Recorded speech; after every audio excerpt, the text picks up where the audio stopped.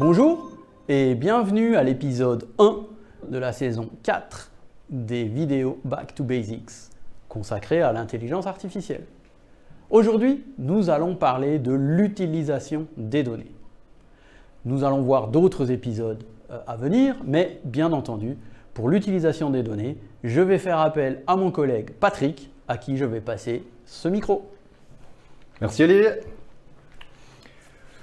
Donc oui, dans cet épisode, nous souhaitons souligner l'importance d'utiliser correctement l'ensemble du processus d'utilisation des données pour prendre les meilleures décisions possibles à l'échelle d'une entreprise et comment l'intelligence artificielle pourrait être utilisée comme support dans ce processus.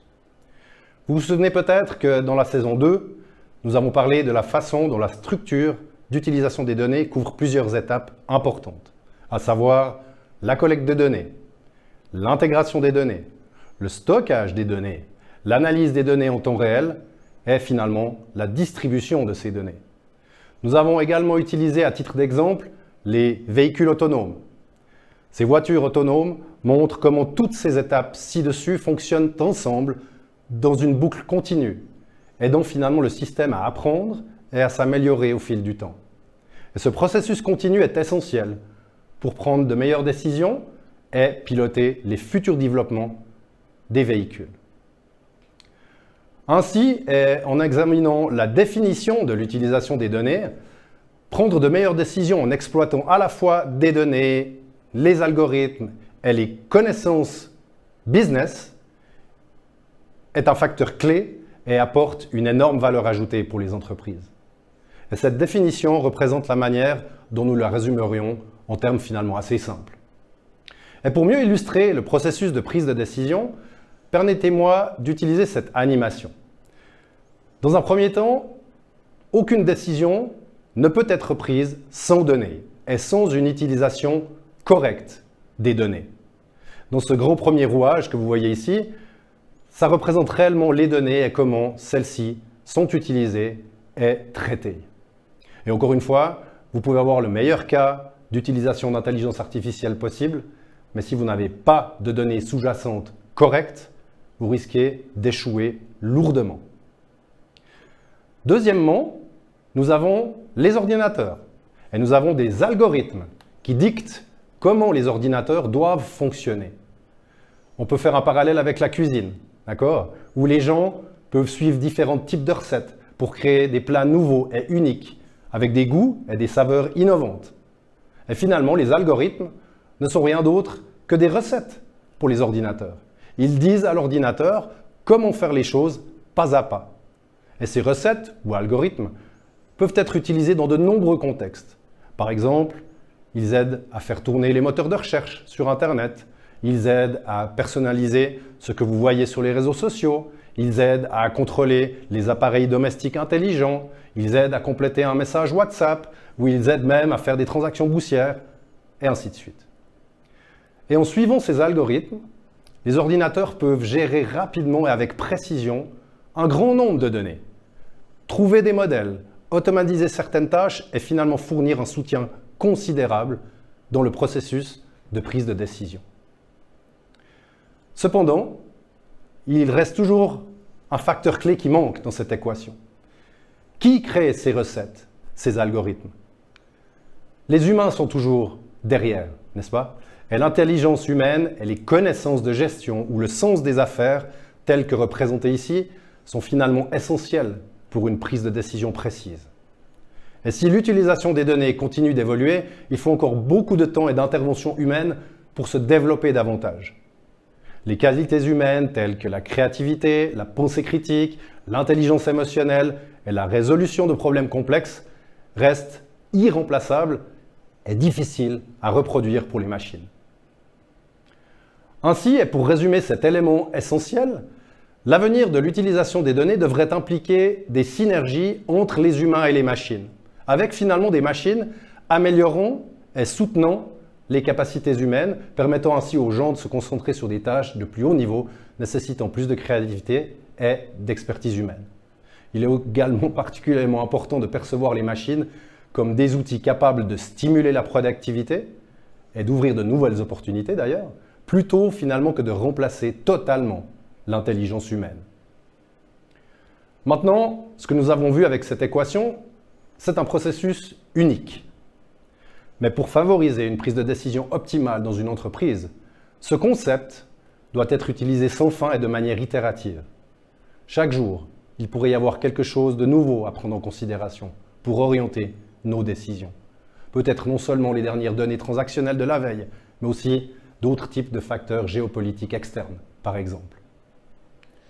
Et permettez-moi de représenter ceci très facilement, encore une fois de plus. La source est toujours la donnée. Ensuite, vous avez besoin d'une question, d'un signal ou d'un déclencheur qui vous invite à enquêter. Ensuite, vous avez besoin d'un algorithme fournissant une méthode pour traiter les données et leur permettre de donner la meilleure réponse tangible en fonction de la question ou du signal d'entrée. Ensuite, vous avez besoin de la réponse. Cette réponse est analysée et sur la base de l'analyse, des mesures doivent être prises. C'est ce que nous appelons chez SAP le processus Insight to Action chez SAP. Et cette action régénère de nouvelles données, différentes de la première itération, qui est ensuite réinjectée dans le processus en tant que nouvelle source. Jusqu'à il n'y a pas si longtemps, il y a environ un siècle, je dirais début du XXe siècle, ce ne sont finalement que les humains qui avaient le contrôle sur tout ce processus. Mais il ne faut pas oublier que la roue continuait tout de même de tourner. Mais avec le temps et les technologies avançant, la machine est progressivement devenue un support à chaque étape de ce processus. Donc en résumé ici, le cycle de prise de décision est entièrement itératif et peut se répéter dès que de nouvelles informations deviennent disponibles ou que les circonstances changent, ce qui souligne l'importance, encore une fois, de l'adaptabilité et de la flexibilité. Maintenant, où et comment la machine apporte-t-elle le plus de valeur? Et en approfondissant un peu plus le sujet, nous pouvons maintenant réellement souligner que l'intelligence artificielle dépend fortement des statistiques, qui à leur tour s'appuient sur des algorithmes, on va dire de la statistique au sens général. Ces algorithmes sont créés par des éditeurs de logiciels, comme des fonctionnalités prêtes à l'emploi ou standardisées, ou par des experts en mégadonnées qui doivent exploiter les plateformes Big Data pour analyser les données, créer des modèles, faire toutes sortes de prédictions et créer leur propre méthode personnalisée. En règle générale, les algorithmes standards sont généralement censés couvrir 80% des cas, tandis que les algorithmes personnalisés gèrent les 20% restants. En termes SAP, lorsque nous parlons d'algorithmes, on essaye de différencier ou de parler de 3 niveaux de consommation différentes ou de personnes différentes.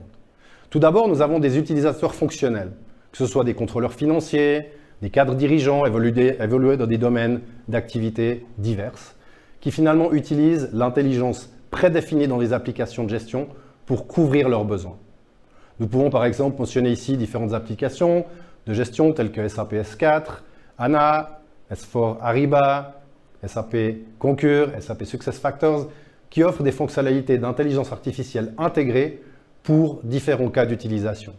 Par exemple en finance, la mise en correspondance des factures, par exemple dans l'approvisionnement, les recommandations d'achat, par exemple dans les ressources humaines, le talent ou l'opportunity matching par rapport au curriculum vitae, et finalement dans le marketing, quel est le réel comportement des clients. Deuxièmement, nous avons des analystes métiers qui utilisent des algorithmes prédéfinis dans les outils de business intelligence. SAP Analytics Cloud, comme exemple, offre des fonctionnalités intelligentes et prédéfinies comme Smart Predict, qui aide finalement à créer des scénarios prédictifs en configurant simplement les différents algorithmes prédéfinis, tels que la prévision de séries temporelles, le scénario de régression ou le scénario de classification. En règle générale, l'un des cas d'utilisation les plus intéressants ici est la prévision autonome, où la technologie peut réellement émettre automatiquement une nouvelle prévision basée sur les données réelles, les plus récentes même de la veille, et laisser l'utilisateur fonctionnel ajuster ses prévisions si besoin.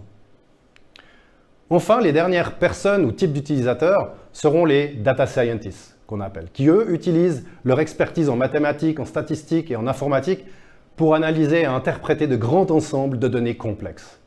Ils utilisent des algorithmes et des langages de programmation avancés tels que Python, HANAPAL et j'en passe, pour extraire des informations et des modèles précieux qui peuvent ensuite être utilisés pour faciliter la prise de décision, optimiser les processus et développer des modèles prédictifs. Tous les services nécessaires pour prendre en charge l'utilisation des données sont fournis par SAP Business Technology Platform, avec des services tels que SAP DataSphere, SAP AI Core, SAP HANA Cloud, par exemple. Olivier soulignera ceci beaucoup plus en profondeur dans le dernier chapitre de cette saison. Donc pour résumer cette petite partie, ou plutôt grande partie, sur les algorithmes, les deux types d'algorithmes ont leur place dans la science de la donnée. Les algorithmes personnalisés d'un côté fournissent des solutions sur mesure pour des problèmes spécifiques, tandis que les algorithmes prêts à l'emploi offrent la rapidité et la fiabilité pour des tâches plus générales. Et en conclusion de cet épisode, le processus de prise de décision optimale utilise souvent une combinaison des deux pour obtenir les meilleurs résultats. Merci Patrick. Maintenant que nous en savons un petit peu plus sur l'utilisation de la donnée, il me reste à vous remercier de nous avoir regardés aujourd'hui et nous vous donnons rendez-vous la prochaine fois lors du prochain épisode au cours duquel nous parlerons des intelligences artificielles. Eh oui, il y en a plusieurs. Alors merci et à bientôt.